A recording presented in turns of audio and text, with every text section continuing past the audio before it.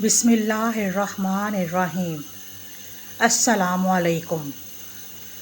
ہم 5 بہنیں اور ہمارا بھائی اکلوتا تھا۔ والدین نے اس کا نام اکرام باری رکھا چونکہ وہ بہت منتوں مرادوں کے بعد ہوا تھا اور ہمارے لیے اللہ کی طرف سے انعام اکرام ہی تھا۔ عجب بات یہ ہے کہ جب تک بھائی نے جنم نہیں لیا تھا گھر کے حالات بہت اچھے تھے، ہم خوشحال لوگوں میں شمار ہوتے تھے، روپے پیسے کی کمی نہ تھی بلکہ والد صاحب کا بزنس دن دگنی رات چگنی ترقی پر تھا۔ جب دولت زیادہ ہونے لگے، نوٹ سنبھالنے سے نہ سنبھلے، تب آدمی کے دل میں یہ خیال جاگزاں ہو جاتا ہے کہ میرے بعد میری اس دولت کا کیا ہوگا؟ کون میری محنت شاقہ سے کمائے ہوئے سرمایہ کا وارث بنے گا؟ یہی خیال ابو کے دل میں بھی تھا اور ایسا جاگزاں ہوا کہ وہ رات دن اولاد نرینہ کے نہ ہونے کے غم میں گھلنے لگے۔ جب مایوسی حد سے بڑھ جائے رحمت کے بادل برستے ہیں۔ والد صاحب کی مایوسی پر اللہ تعالیٰ کو رحم آ گیا اور انہوں نے میرے والدین کو اولاد نرینہ کی خوشی سے نوازا۔ اب ہمارے گھر کی خوشیاں مکمل ہو گئیں اور اکرام باری کی پرورش بہت ناز و نم سے ہونے لگی۔ جب اکرام نے 8ویں کا امتحان پاس کیا، والد صاحب بیمار پڑ گئے۔ وہ اب کاروبار کو زیادہ وقت نہ دے سکتے تھے، جبکہ کاروبار کے لیے کسی نہایت مخلص اور دیانتدار معاون کی اشد ضرورت تھی۔ ایسے میں ابو کی نظر اپنے قریبی پڑوسی ارشد پر پڑی، جو غریب ضرور تھا لیکن دیانتدار اور کئی خوبیوں کا مالک تھا، جو کہ ایک خاندانی آدمی میں ہوتی ہیں۔ والد کی بیماری کا چچا ارشد نے سنا تو عیادت کو گھر آئے۔ تب والد نے ان سے اپنی پریشانی کا تذکرہ کیا اور استطاعت کی کہ اگر آپ میرا بزنس کی دیکھ بھال کر لیں تو مہربانی ہوگی، جب تک میں تندرست نہ ہو جاؤں آپ کو روز میرے کاروبار کو وقت دینا ہوگا۔ چچا ارشد گریجویٹ تھے مگر بے روزگار تھے۔ وہ ایک زمانے میں بڑے ذمہ دار تھے لیکن پھر ان کی زمین دریا برد ہو گئی۔ ان کی تمام زرخیز زمین دریا کے کنارے کنارے تھی جو کبھی سونا اگلتی تھی اور ان کے کھیت کھلیان 12 مہینے لہلہاتے تھے۔ رفتہ رفتہ دریا نے رخ بدلنا شروع کیا۔ ایک وقت وہ دن بھی آ گیا کہ ساری اراضی پانی نے نگل لی اور ایک انچ زمین باقی نہ رہ گئی۔ چچا کلاش ہو گئے کیونکہ ان کی خوشحالی تو اپنی زرعی اراضی سے ہی وابستہ تھی۔ چچا جدی پشتی ذمہ دار تھے اور اس کے سوا کوئی اور کام نہ دیکھا تھا۔ کبھی نوکری کا سوچا اور نہ نوکری کے وہ قابل تھے۔ کسی کی ماتحتی میں رہنا ان کی سردشت میں نہ تھا۔ بیوی کے سارے زیور بک گئے۔ شہر میں 2-4 مکانات تھے، وہ بھی فروخت کر کے گزارا کرتے رہے، مگر اب مفلسی میں فاقوں تک نوبت آ گئی۔ اگر 2 دکانیں جو باقی رہ گئی تھیں وہ بھی بک جاتی، واقعی فاقے کرنے پڑتے۔ یہ دکانیں آخری سہارا بن گئیں، انہی کے کرائے سے دال روٹی چل رہی تھی۔ چچا ارشد بہت باغیرت اور خوددار تھے، کبھی کسی کے آگے ہاتھ نہ پھیلایا۔ روکھی سوکھی جیسی بھی عزت کے ساتھ گزر بسر ہو رہی تھی، وقت کو دھکیل کر جی رہے تھے۔ ہمارے تو بالکل برابر کے پڑوسی تھے، لہٰذا ان کا حال ہم سے پوشیدہ نہ تھا۔ والد صاحب کے بہت اصرار پر چچا ارشد نے ان کا کاروباری معاون بننے کا فیصلہ کر لیا۔ یوں وہ ابو کی جگہ ان کے آفس جانے لگے۔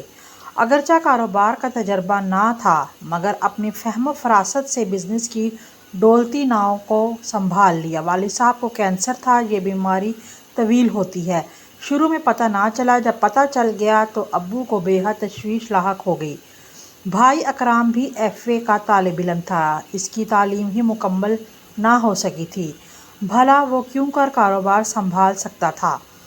والد صاحب نے سوچا کہ میری زندگی کے دن تو گنے جا چکے ہیں، جو اہم فیصلے کرنے ہیں وقت پر کر لوں تو اچھا ہے، جانے بعد میں میرے کنبے کا کیا بنے۔ 2 بڑی بہنوں کی شادیاں ہو چکی تھیں، وہ اپنے گھر بار کی تھیں۔ ان میں چھوٹی 2 بہنوں کی منگنیاں ماموں کے بیٹوں سے کر دی تھیں۔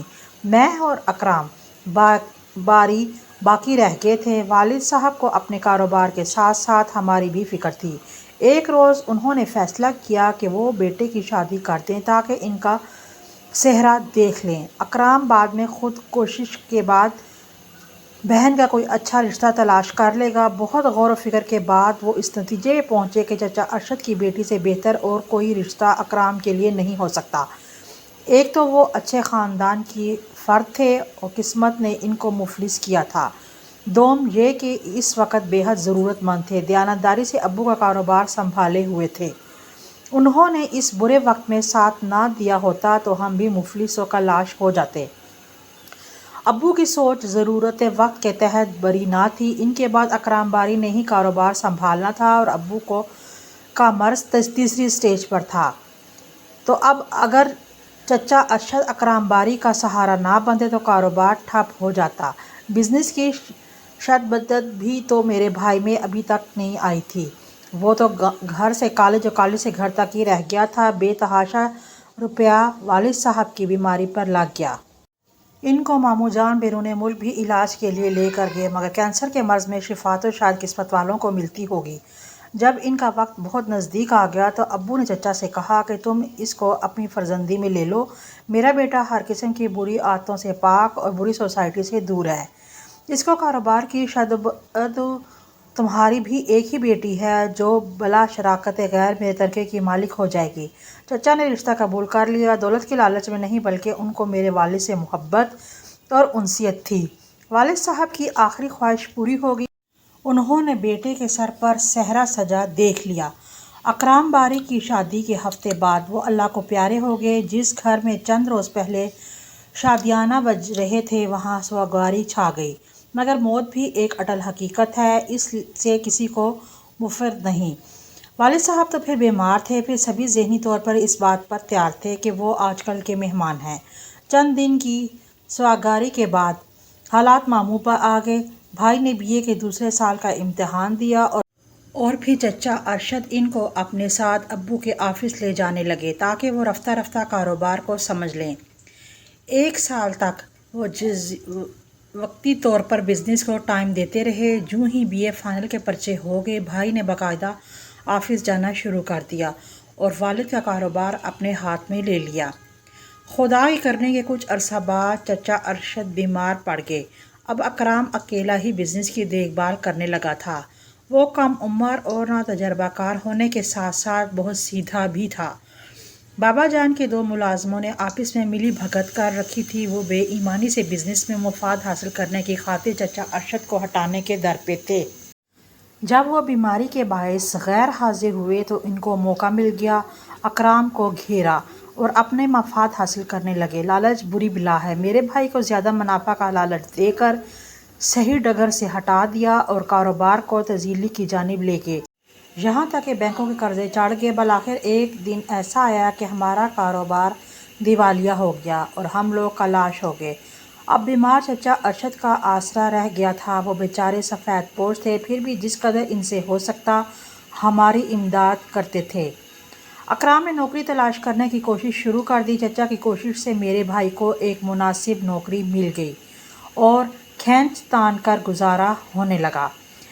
ان برے دنوں میں ہماری بھابھی عائشہ نے ہمارا بہت ساتھ دیا۔ وہ ہر طرح کے حالات سے گزارا کرنے کی لچک رکھتی تھیں، پیاز کی چٹنی سے بھی روٹی کھا کر اف نہ کرتی تھیں، 5 وقت نماز پڑھ کر مفلسی دور ہو جانے کی دعائیں مانگتی تھیں اور گھر کا سارا کام خود اپنے ہاتھوں سے سر انجام دیتی۔ غرض کہ امی کے لیے وہ راحت دل و جان سے تھیں تو ہمارے لیے سکون قلب کا باعث بنتیں۔ سدا دن ایک سے نہیں رہتے، کبھی کے دن بڑے ہوتے ہیں اور کبھی کی راتیں۔ بس اللہ تعالیٰ نے عائشہ کی دعائیں سن لیں کہ اس کے والد کی دریا برد زمین پانی سے نکل آئی۔ دریا نے اپنا رخ موڑ لیا تو پانی میں ڈوبی زمین نے دوبارہ سے جنم لے لیا۔ یہ ایک ایسی زرخیز زمین تھی کہ مٹھی بھر دانہ ڈالنے سے منو گندم اگلنے لگتی۔ دیکھتے دیکھتے چچا ارشد کے دن پھر گئے، فصل کے ثمرات سے ان کے کھیت اور کھلیان بھر گئے۔ چچا ارشد کے دن کیا پھرے، ہمارے دن بھی پھر گئے، یوں کہ اب جو کچھ ان کا تھا وہ عائشہ کا تھا اور عائشہ ہماری تھی۔ عائشہ کا سب کچھ ہمارا تھا، ہمارا اور ان کا کنبہ خوشحالی کے مزے لوٹنے لگا۔ کچھ دن بہت سکون سے گزرے اور پھر وہ وقت آیا کہ جس کا کوئی تصور بھی نہیں کر سکتا تھا۔ چچا ارشد کے فوت ہوتے ہی ان کے سالے صاحب نے عائشہ کی زمینوں کا کنٹرول اپنے ہاتھوں میں لے لیا۔ عائشہ نے بھی اپنے چال پوس ماموں کو اپنی زمینوں کا کار مختار مقرر کر دیا۔ ان کے ماموں اور ممانی مستقل ان کے والد کے گھر آئے۔ ان کا ادھر آ بسنا تھا کہ عائشہ کا رویہ ہم سے بدلنے لگا۔ نہ جانے وہ لوگ کیسی باتیں ان کے کانوں میں پھونکتے تھے کہ عائشہ کا دماغ آسمان پر چڑھنے لگا۔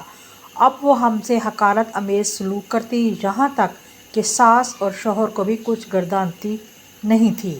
وہ عائشہ جو ہماری زندگی میں نوید بہار بن کر داخل ہوئی تھی، وہ اب ہم کو گردانتی نہ تھی۔ ہم لوگ اس کو خار کی طرح کھٹکنے لگے۔ شومی قسمت کہ انہی دنوں ہمارے بھائی کی نوکری جاتی رہی۔ پھر کیا تھا، عائشہ مالک اور ہم اس کی رعایا بن گئے۔ وہ اب ہم پر ایسے حکم چلاتی جیسا کہ ہم ان کے زر خرید غلام ہوں۔ 2 وقت کی روٹی کے بدلے مجھے اور امی کو نوکرانی بنا ڈالا۔ ایک دن عائشہ نے اپنا سامان اٹھایا اور اپنے والد کے گھر چلی گئی۔ اس کے ماموں نے فصل آنے پر نیا شاندار مکان خریدا تھا۔ عائشہ اس میں سکونت پذیر ہو گئی۔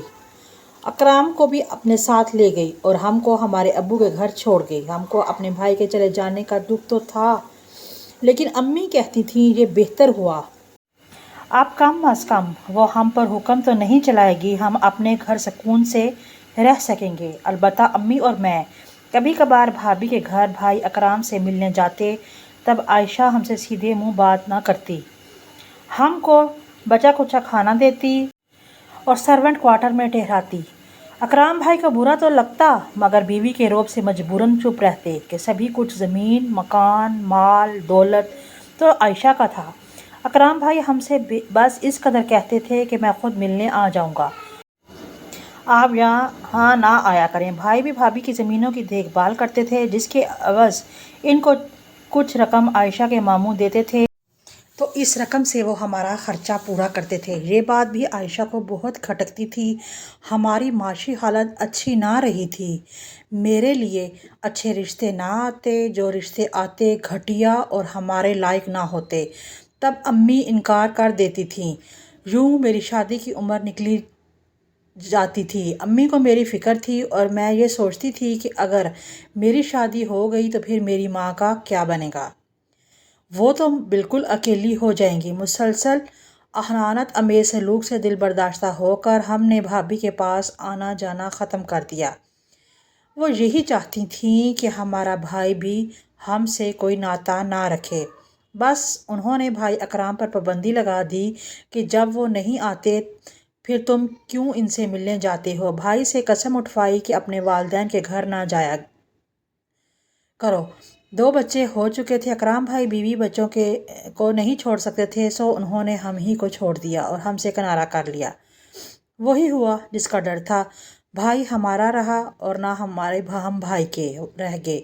ایک دوسرے کے پاس آنا جانا، ملنا جلنا بند ہو گیا۔ اب تو عائشہ ہی بھائی کا سب کچھ تھی۔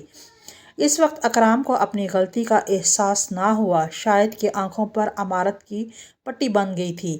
وہ بھول گیا تھا کہ دنیا میں بیویاں کئی مل جاتی ہیں، مگر بہن بھائی، ماں باپ نہیں ملتے۔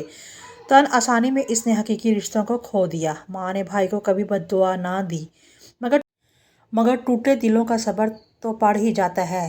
جو آج ہم خوشحال مگر اکرام بھائی اور بھابھی بدحال ہیں۔ خدا کی لاٹھی بے آواز ہوتی ہے، اس کے گھر دیر ہے اندھیر نہیں ہے۔